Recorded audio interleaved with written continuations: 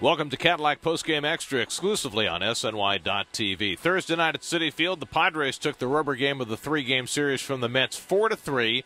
With inclement weather, the Mets decided not to start Jacob deGrom. They went with Rafael Montero instead. He gave up 3 runs in 3 innings, and that was enough to beat the Mets tonight. You know, you thought you'd get a little more from Montero. It wasn't to be. His pitch count, was 45 in the first inning, so he only lasted 3.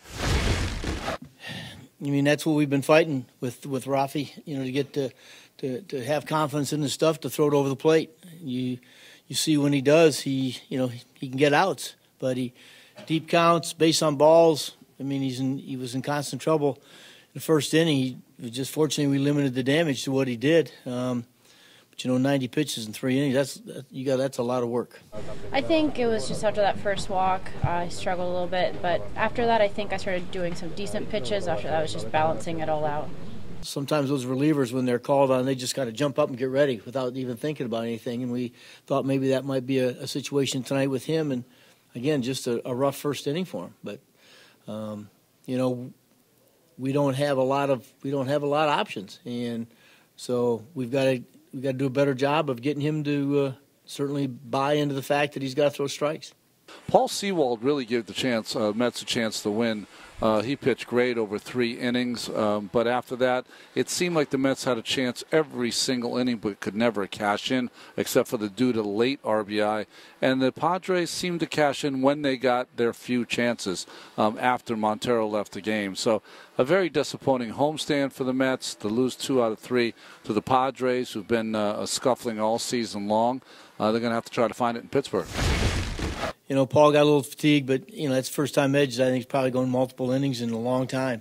So, but we said before the game that's what we thought we were going to have to do. And, they gave us a chance. We had a number of guys on base. We just similar to last night in the 9th inning, we just couldn't get a hit. Yeah, it's definitely frustrating. I mean, that's how we put runs on the board, and that's the name of the game is situational hitting. And, tonight we didn't do a good job, but tomorrow we're looking forward to getting better at it.